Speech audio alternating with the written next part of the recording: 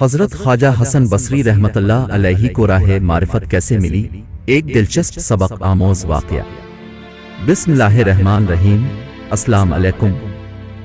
فقر کی راہ اختیار کرنے سے پہلے حضرت خواجہ حسن بصری موتیوں کی تجارت کیا کرتے تھے۔ ایک مرتبہ جواہرات لے کر روم کے بادشاہ قیصر کے پاس گئے۔ پہلے ایک وزیر سے ملے اور کہا میں سوداگر ہوں، جواہرات کے سلسلے میں بادشاہ قیصر سے ملنے کا خواہش مند ہوں۔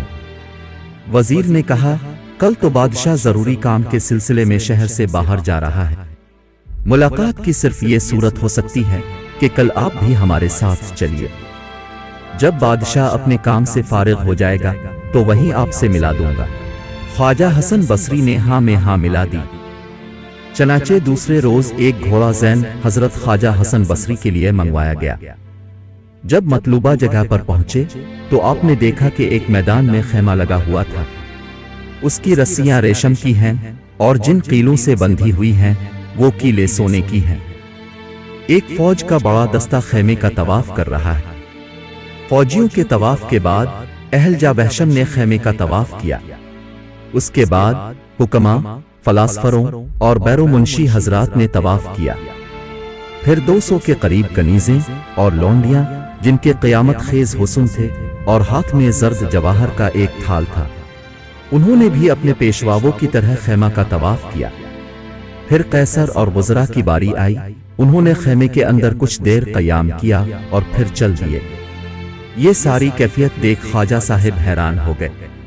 وزیر جوان کا ہم رکاب تھا، اس سے پوچھا یہ مختلف انواع کے لوگوں کا طواف اور یہ شان و شوکت والا خیمہ یہ سب کچھ کیا ہے، اور خیمے کے اندر کون ہے جس کو یہ اعزاز اور مرتبے دیے جا رہے ہیں؟ وزیر عرض گوار ہوا قیصر روم کا بیٹا جو کہ صاحب جمال تھا اور صاحب علم بھی تھا۔ اس کو نہ صرف جنگ کے جملہ امور میں دسترس تھی بلکہ وہ بہترین سپہ سالار بھی تھا۔ اس کا باپ اس کو بہت پیار کرتا تھا۔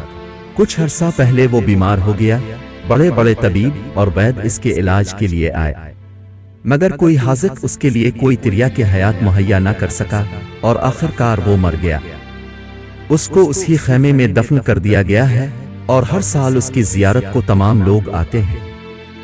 حضرت خواجہ نے پوچھا یہ طواف کا طریقہ جو مختلف اوقات میں مختلف طبقے کرتے ہیں، اس کی وجہ میں جاننا چاہتا ہوں۔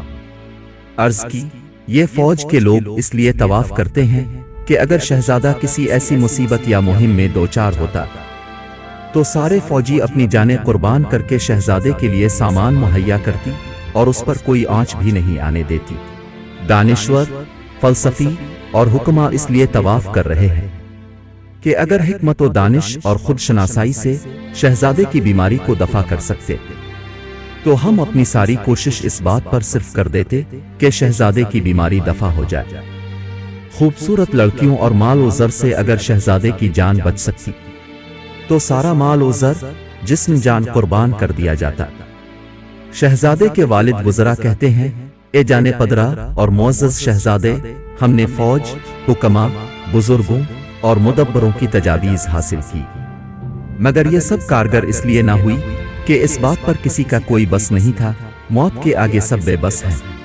خواجہ حسن بصری نے ساری باتیں سنی اور ساری صورتحال دیکھی تو اس دن سے اپنے آپ کو مجاہدات اور عبادت میں اس قدر مصروف کیا کہ 70 سال کی عمر میں کبھی بھی بے وضو نہ رہے۔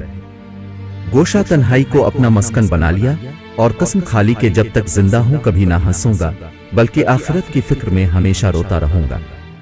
اور اس لیے اولیاء کرام میں آپ نے وہ مرتبہ حاصل کیا جس پر آج بھی انہیں یاد کیا جاتا ہے۔